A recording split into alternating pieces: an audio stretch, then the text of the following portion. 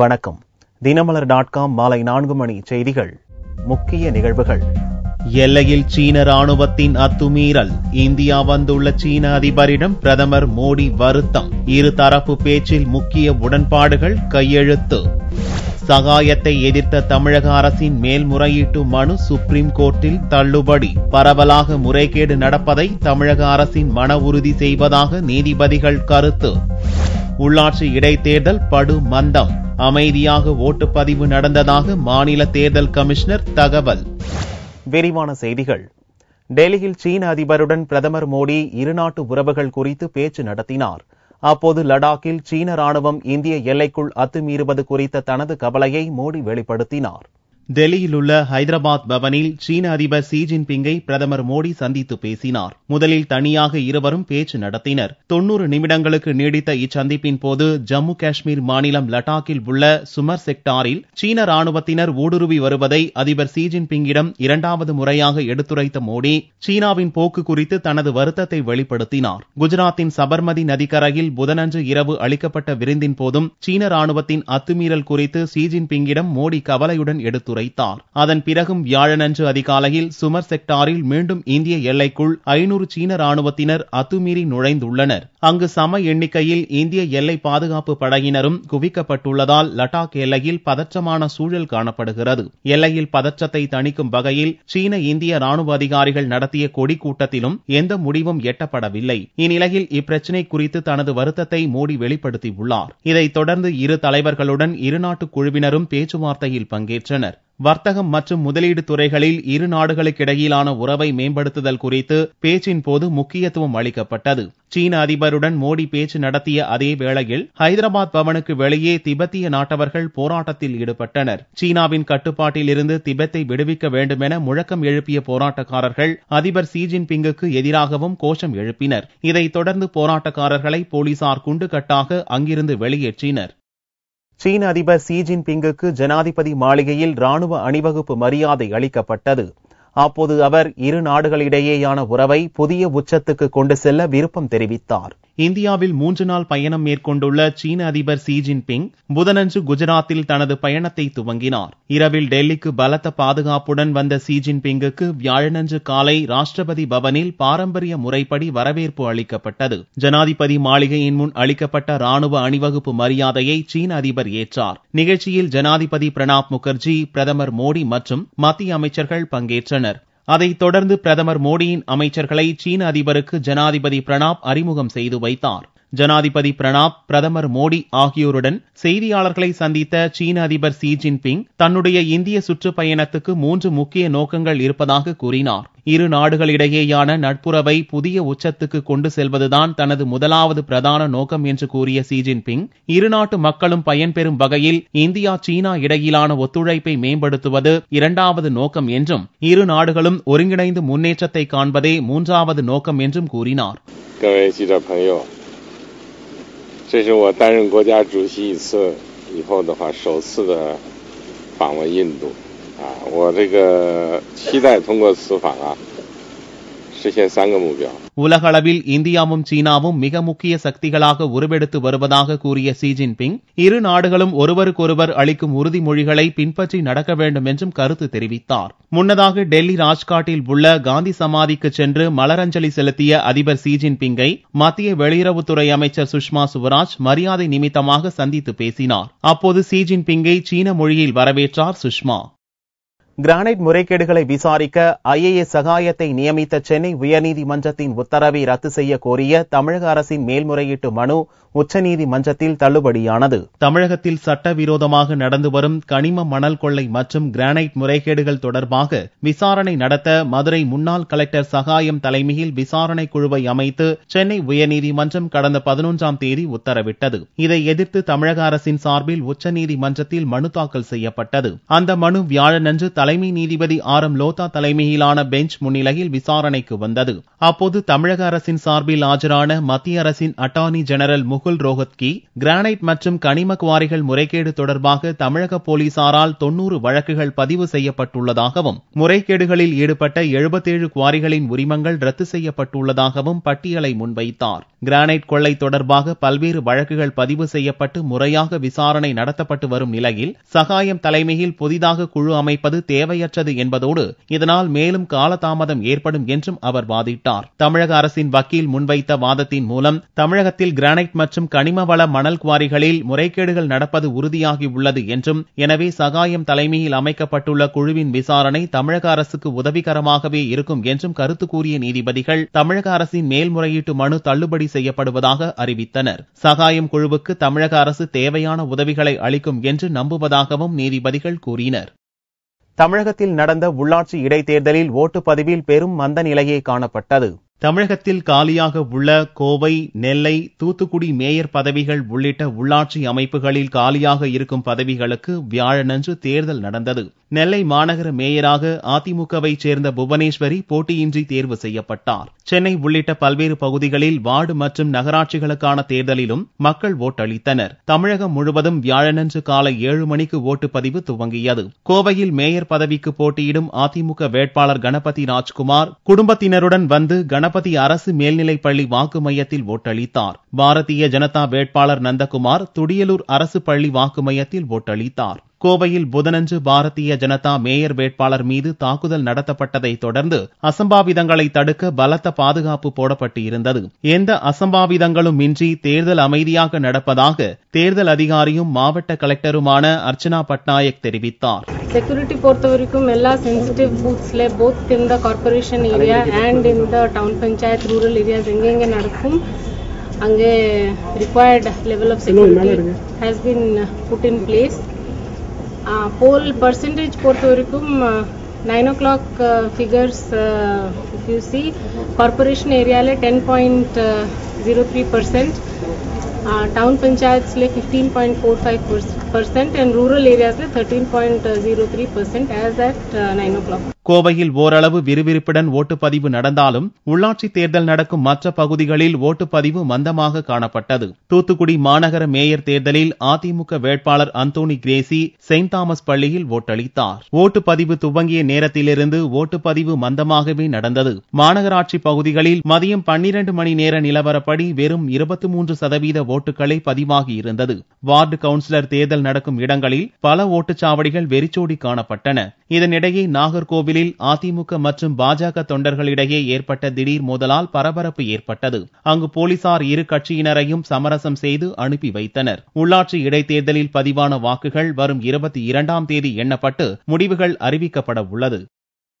தமிழகத்தில் காலியாக உள்ள இடங்களுக்கான உள்ளாட்சி இடைத்தேர்தலில் ஓட்டுப்பதிவு அமைதியாக நடந்ததாக மாநில தேர்தல் ஆணையர் சோ ஐயர் தெரிவித்துள்ளார். சென்னையில் 35வது வார்டில் நடந்த கவுன்சிலருக்கான தேர்தலில் ஓட்டுப்பதிவை பார்வையிட்ட மாநில தேர்தல் ஆணையர் சோ ஐயர் தமிழகம் முழுவதும் 3796 இடங்களில் ஓட்டுப்பதிவு நடப்பதாகவும் மதிய நிலவரப்படி புறநகர்களில் 30%, சென்னையில் 20% ஓட்டுகள் பதிவாகி உள்ளதாகவும் கூறினார். தேர்தல் அமைதியான முறையில் நடந்ததாகவும் வாக்காளர்களுக்கு பணம் கொடுப்பது போன்ற எந்த புகாரும் இதுவரையில் வரவில்லை என்றும் அவர் கூறினார். தமிழகம் முழுவதும் மிக அமைதியாக, மிக சுதந்திரமான முறையில், நேர்மையான முறையில் எந்தவித புகாருக்கிடமின்றி தேர்தல் நடைபெற்று வருகிறது. இதுவரைக்கும் எனக்கு வாக்காளர்கள் பதிவு செய்யப்பட்டதா எந்த எழுத்து மூலமான குறிப்பா எந்த இடத்திலிருந்து எந்த புகார் வந்தாலும் உடனடியாக நடவடிக்கை எடுக்கிறதுக்கு நாங்கள் தயாரா இருக்கோம். உள்ளாட்சி தேர்தல் தொடர்பாக அதிமுகவை தவிர பெரும்பாலான எதிர்க்கட்சிகள் பல்வேறு குற்றச்சாட்டுகள் தெரிவித்து வரும் நிலையில் ஓட்டுப்பதிவு நடக்கும் பகுதிகளில் பலத்த பாதுகாப்புக்கு ஏற்பாடு செய்யப்பட்டு இருந்தது.